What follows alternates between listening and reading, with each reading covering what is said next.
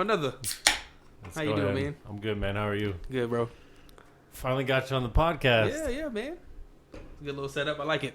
Take my Niners mask off. Yeah. So this is just a chill time. It's a Sunday. Maxing and relaxing. Football's on. It's hot than a motherfucker. Drinking a nice little lager. Yeah. I got my my buddy on here, Trevor Harris.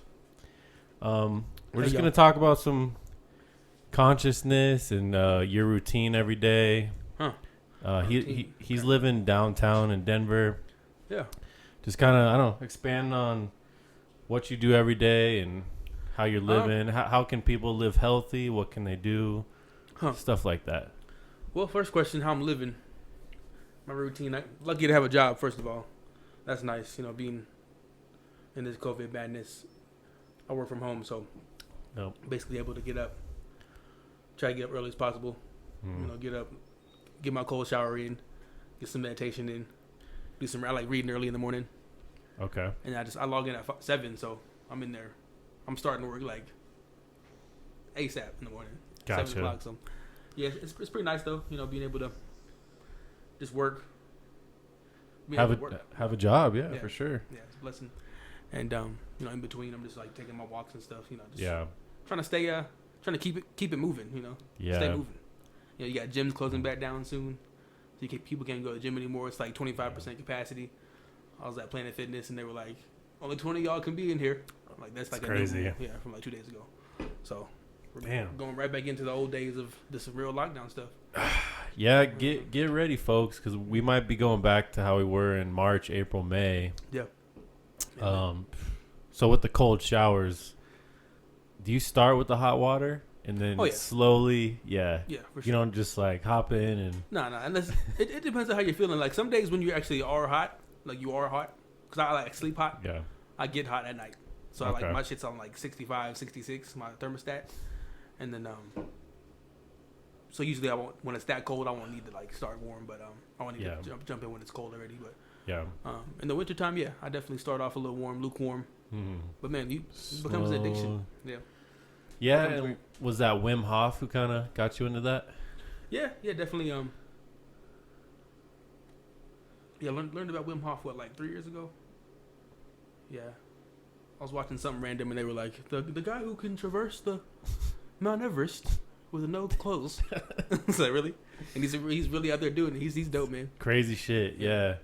So you're waking up. You gotta get the cold shower. Do you notice what it feels like to not have a cold shower? Like, on the days you don't do that? Yeah, it's pretty much a must once you get used to it, because it's all about like it's the definition of like pain before pleasure. Exactly. Because it's always hard. It's never easy. Like even when you're in the shower, you're about to turn it cold. It's like this anticipation of like anxiety.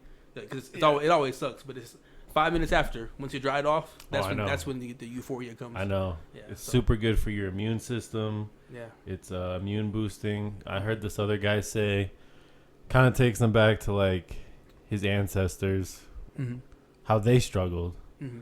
They didn't have fucking hot water. Right. So it's like they woke up and dumped cold water in their body. Yeah. So it's kind of bringing you back down to earth. It does. Yeah. Every time. Yeah. And it's that jolt of blood to your brain, to your organs. Adrenaline. Yeah. And that anticipation is crazy. Mm-hmm. I've been trying to do it too. I went through a period where I did it a lot. Mm-hmm. And I did notice like, okay, I feel good. Yeah. You get out of the shower. You're like, all right, cool. You're definitely awake. You're awake. You're centered. There's nothing else to think about during the cold shower, man. Yeah. So we're just drinking some brew, chilling. Yeah, we're chilling, man. Low stress. Election day is 2 days away. A couple days, yeah. Got to turn that ballot in still. Yeah. Yeah. Yeah, it's interesting. So all you out there, make sure to get that in ASAP. Right, for real. So with the routines are super important. Mm-hmm. Especially in these times. Especially you don't want to fall into just like, especially like I feel bad for folks who like lost their job and lost hope, and they're just like kind of sitting around like can't even really apply for anything because it's like you just don't know what to expect. And we're going back into it too. Mm-hmm, yeah. So all the people that lost their jobs, fuck, it's tough stuff, man. Like what are they gonna do? That routine is a must, and it's got to be you pretty much have to have one. You know, because you'll fall into also just like sitting around all day, like sitting on the couch. Or even with me, I'm just like I gotta like consciously avoid the couch. Like I cannot go from clocking out to sitting on the couch. Yeah. Or else sometimes I'll be like, I had to get rid of Netflix. Like I got rid of Netflix because I would some days get off work at 3:30 and just like, oh, the couch is right there. Yeah. And I would sit on the couch and like watch a whole entire season of a show. It's ridiculous. Just kind of lay back and Oh, it's like, it's 8:00. It's been 5 hours since I clocked out of work. I could do this, I could do that, but I'm just gonna do this right now. Yeah, the routines are very important. Mm-hmm. I've been trying to do yoga in the morning and just kind of get my waist moving, get my head moving, get the blood flowing, the joints. Yes, I think that's important. Mm-hmm. I haven't been going to sleep early enough. It's like 10:30, 11. That's a pretty good time. Yeah, but I feel like if it's 8 o'clock, 9 o'clock, you're gonna wake up just ready to go. Yeah, like those couple extra hours. Yeah, the earlier you get up, the earlier you gotta crash, man. Yeah, I just it's building that routine, super important. Mm-hmm. It is. So we talk a lot about consciousness, like when we talk on the phone. Mm-hmm. So you said you like to breathe and count to how many breaths? You can kind of set a number, but it's just basically what the concept of that is just basically using meditation to not focus on time, just to break the barrier of time. You know, instead of being like some people like they stress about meditation. They're like, I didn't meditate half an hour. Well, you don't have to do that, man. You don't have to put stress on yourself to meditate for a certain amount of time. That takes away the whole purpose of it, which is to get away from the bonds of time. Right. So basically, I read about it from Pima Chodron, really dope Buddhist lady. She's super dope. Yeah, you got me on her. Yeah. She's still, 80 something, 85 something, still kicking it. Mm-hmm. Super healthy. Mm-hmm. Yeah. Yeah. Calm. Yeah. Very, I love that lady. Yeah, she's very cool. She's like the one that really got me. Because I had interest in it before, but she really teaches you how to do it. And with the out breaths thing is just like it's counting out breaths. So you can decide how many out breaths you want to sit down and count. So let's say you're having like a tough day and you're just like, I just need to do a quick little mini meditation. Just sit down and you can choose the amount. You know, it could be 5 out breaths, it could be 10. 10 is like the regular number for each session. So 10 is what you do? Yeah, 10 out breaths. Okay. So multiple times a day. Do you want to do it now? 10 kind of takes a little bit. Okay, it's 5. Okay. If we did 5. Let's do 3. Okay. So breathe in deep. You close your eyes? No, I usually stay up because I keep my eyes open because that signifies awakenedness. Gotcha. Yeah. So I would go. Breathe in. Hold it for as long as you want. You count the out breath. Yeah, that's 1. Yeah. 2. And you start to realize how long you can actually hold an out breath before you breathe in again. 3. Yeah. Yep. Yeah. So. Yeah, just imagine that multiple times throughout the day, just a recentering. Instead of just, I'm gonna meditate twice a day, 30 minutes. Yeah. Your brain starts, oh shit, it's going crazy. What do I do? These thoughts are running. Right. It's actually stressful to do that. Yeah, it's super stressful. Yeah. To put that time period in your head, like, oh, I didn't do it 30. You'll even you'll do it for 25 minutes and be like, oh, I failed. Didn't do it 30. So it's like it just takes away the whole purpose of it. Yeah, meditation should not be a failure or a success. I think I heard a monk say that. You're not trying to succeed, you're not trying to fail. Yeah. You're not trying to do anything. I'm not trying to do anything. No. That's the problem. People are trying to do too much. Mm-hmm. Just have that time to kind of calm your brain down. Yeah. You know. Slow that heart rate. Yeah. Andrew Huberman, I think I talked to him about him a little bit. The neuroscientist. Yeah, he's the guy that you do the rewire the dopamine with the breath. Yeah. He'll talk about you do 2 through the nose like a dog does. That builds up the carbon dioxide real quick, and then throws it out, and then you're just calm. Yeah, so that's kind of what we're doing with those out breaths. Yeah, cleansing the air. Yeah, you're cleansing. You're basically cleansing the air that's in your lungs. Exactly. It's really cool. Yeah. That's It's always good to have a routine, have some kind of meditation practice. Mm-hmm. Reading is very important. I know I've kind of failed at that lately, but I know you do it a lot, but through Audible. Yeah, right? I'm definitely Audible. I used to buy books, actual physical books, set out to read like a book a week for a while, but you start to have too many books on. Yeah. Like I'm trying to become minimalist as well, so I can't be having too many books, but just Audible. My Audibles, I try to buy a book every like 2 weeks or so.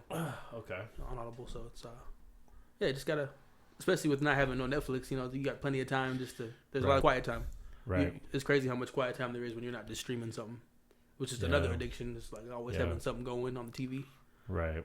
It's too much, man. I've been going to sleep with shit on the TV, but it's like educational. That's good. That's if you're doing it the right way. So I'll like wake up and it's a Civil War documentary. Yeah, that's dope though. Your subconscious is just like learning all this stuff.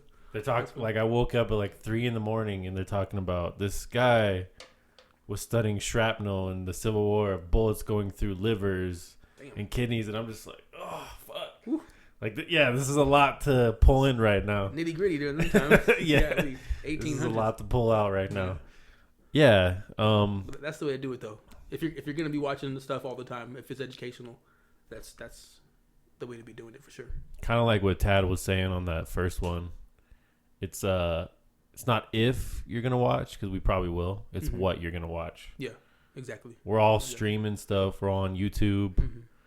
People are gonna watch this, and hopefully they get something out of it. You know, something, yeah. I'm not too knowledgeable on all these subjects, but I definitely keep my array of interests wide. Right. So. Yeah. So and I'll still be watching HBO and Hulu, so it's not like I'm off the TV altogether. But some people get rid of their whole TVs, man, which is pretty dope. Actually, I never understood it until like COVID. Right. Like getting rid of your TV is actually a really great idea because, man, it's such a huge.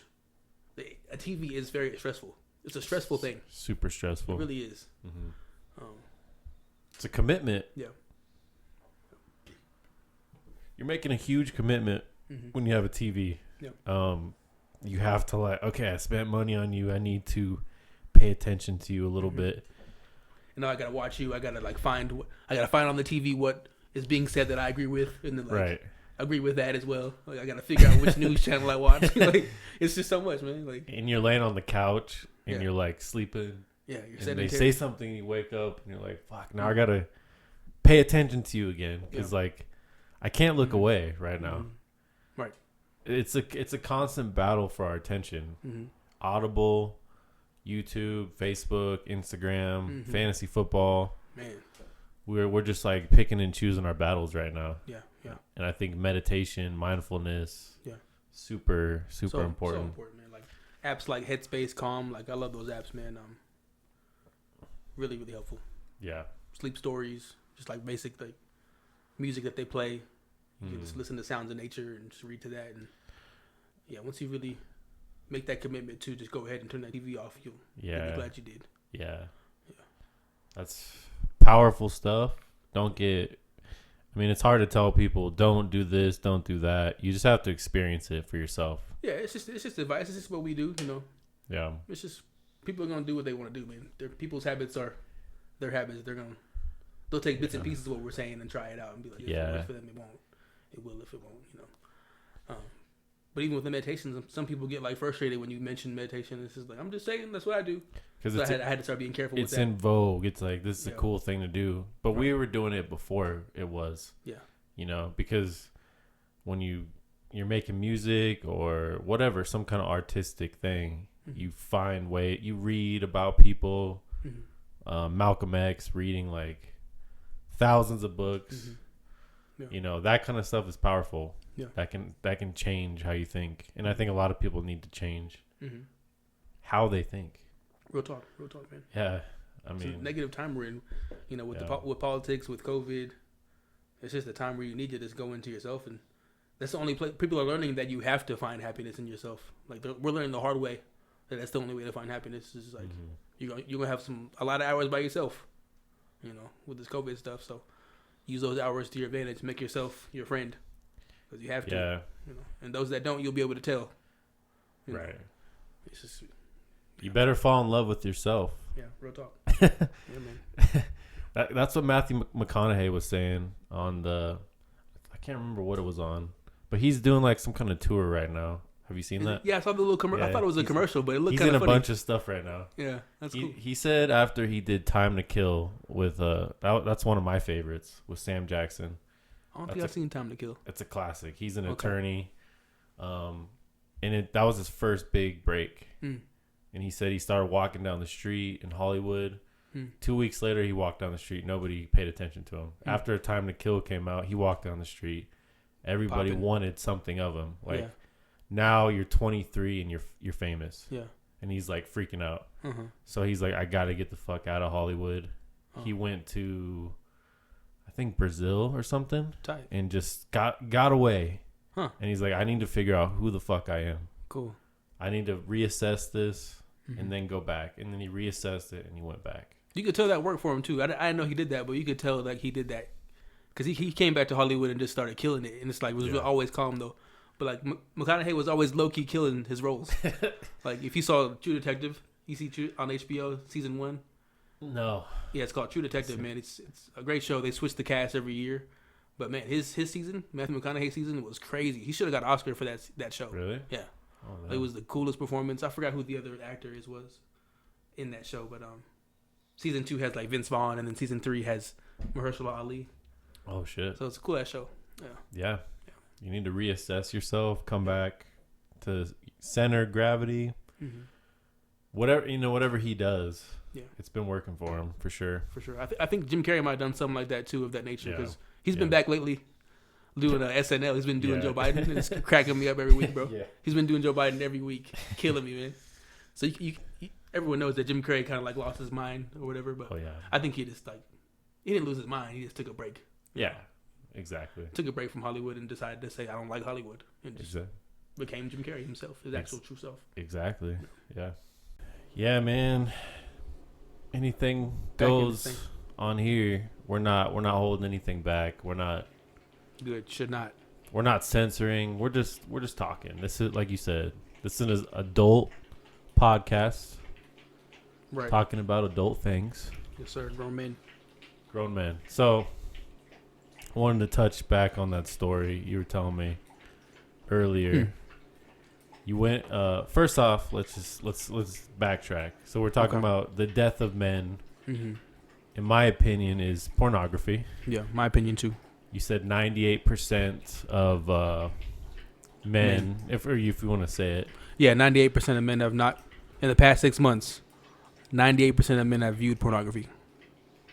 So we have 2% of people who are living life without pornography. That's only 2%. Wild. And it went up since COVID. Oh, yeah. With the being in your house all day. Not allowed to go on dates if you wanted to anyway. And to feed into that, it's the death of men. It's horrible. It's basically draining our livelihoods from us. Yeah, your life force, Yeah, your life force, vitamins, nutrients, everything you need to live healthy is being pulled out of you. Because of the addiction to these images. Right. Which is the most wild thing ever. And that's why you have OnlyFans coming up in this world. Exactly. So with OnlyFans, there was a chick that I had seen who Arizona State, something like that, like a sophomore, a junior, making $50 grand a month. $50 grand a month. $50 grand a month from being on OnlyFans. Right. And you can't be mad at her, but you got to be mad at the dudes. Why are you purchasing this stuff? What is there to purchase?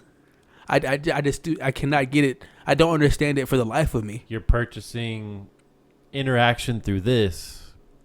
It's not interaction. It's just literally just the person. I guess you feel close to the girl because you can be like, hey, will you send me a video of you doing some just weird ass shit. Yeah, exactly. Like, will you put your foot in a cereal bowl right, and then slowly pour the milk? I've got a Fruit Loops fetish. I'll pay you. And like that's the weird part too. I'll pay you for you to satisfy my Fruit Loops fetish. It's power. Yeah, it's the power. Yeah, men like having that power. But here's the ironic part about it: when you pay a woman to do that weird shit, They have the power. They have the power. They got all your money. Well, you just gave them your money. You just paid them for an image or a video. What are you gonna do with that video? What is the point of this? So that's why it all goes back to the death of men, financially, physically, with the spilling of your life force, spiritually. It's just like. So you went on a date with a chick who was doing that, right? Yeah, this is before OnlyFans. Okay, so she was organically doing it. Yeah, she was just doing it before OnlyFans. I guess it was some kind of app that I don't know. There's probably some kind of feature on porn sites where you can like, hey, are you a chick that has tits? Send them to people who buy them.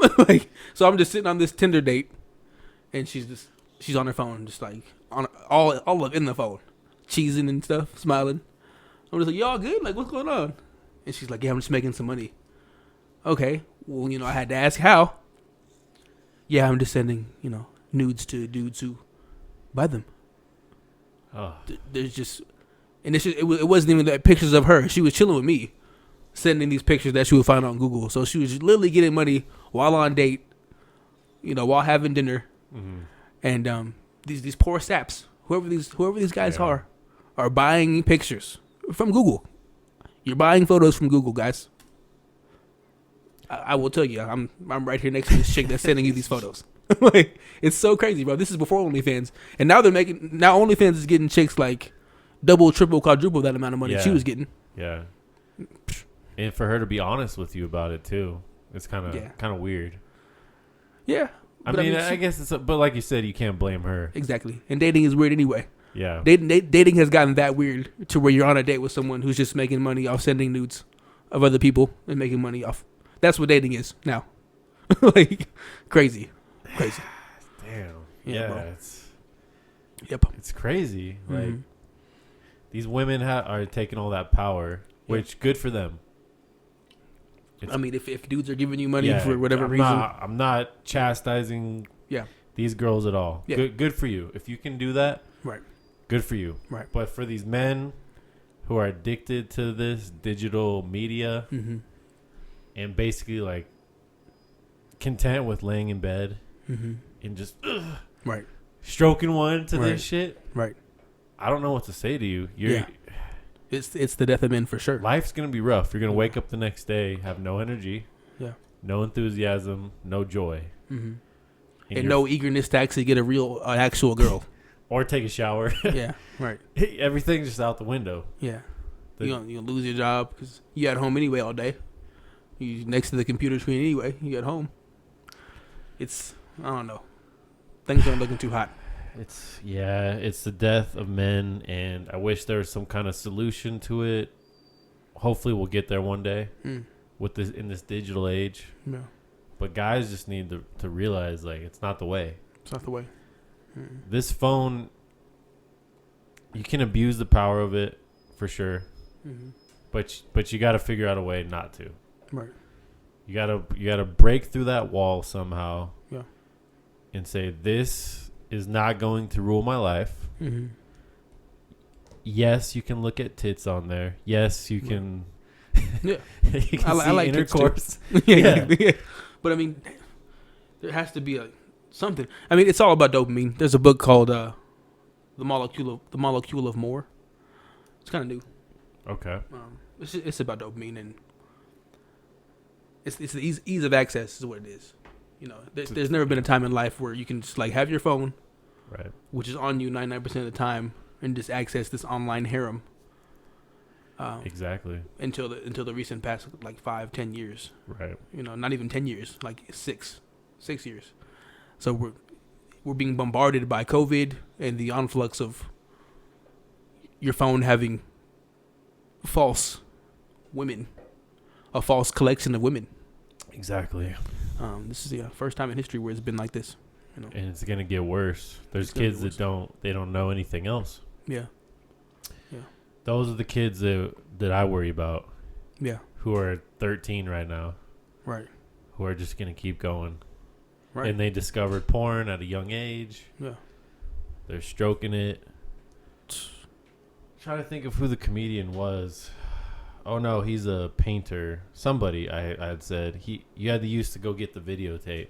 Mm-hmm. Yeah. So yeah, you have the videotape. You had to go through the embarrassment of like checking out at the checkout counter. Yeah, or stealing it. Like, yeah, steal it. He would like slip it in his jacket. Go home. Put the videotape in. Like make sure it's all quiet. Right. Now it's like you're a kid. 10 seconds. You just you go in the bathroom. Yeah. Just. Nowadays it's more normal to see some porno than it is to see like something inspirational. Like, bro, get a Twitter account and just have Twitter. Just be on Twitter.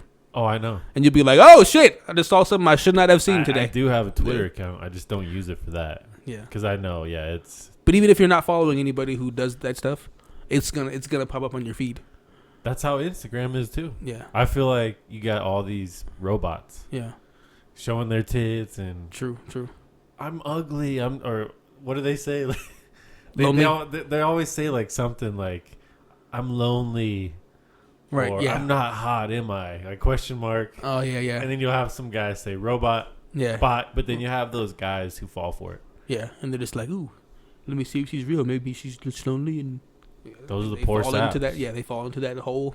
And they got money. Death of men. Yeah, they fall into that. Even a show on HBO called Euphoria touches upon the porn addiction and how it affects how these high school kids behave. Right. And it's a good show. Really good show. I forgot her name. Zendaya is the actress. Really good show. It's just about these kids in high school going through what life as it is right now. Just stunting the mental growth. Mm-hmm. And something else I want to segue to is real quick is like football, head trauma, CTE. There's got to be a way to like introduce marijuana in the NFL because we said, we went to school with some teachers or ex-players who were coaches who played in the NFL or had brothers who played in the NFL. Yeah. And from what we gathered is they do use cannabis quite a bit. Yeah. There's no NFL as they should player or ex-NFL player we've run into who has not. Yeah. And we went to school with two guys who are in the NFL currently. Yeah.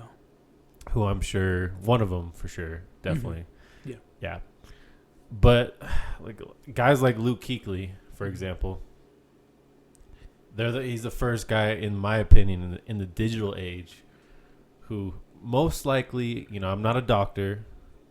I'm not here to diagnose anything at all. I could be completely wrong, but it would appear he has CTE.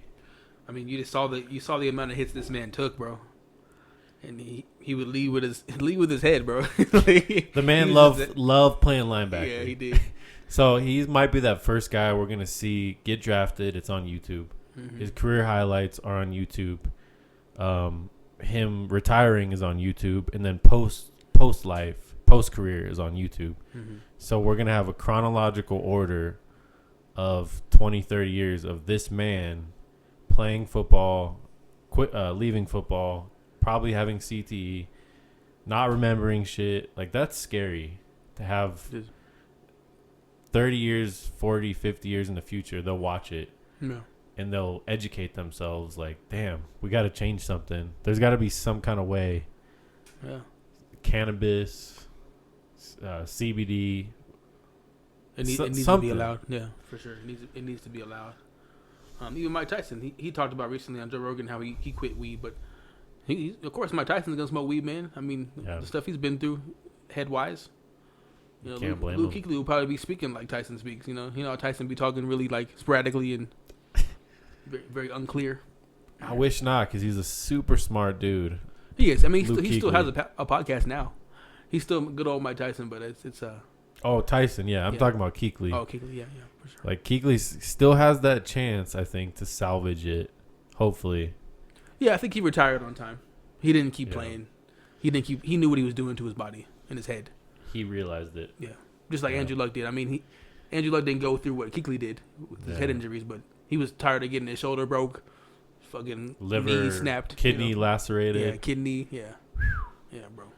I'd be done after that. Yeah, bro. I don't know how these guys do it. Who was that small dude for the Raiders who got hit really hard and his career ended.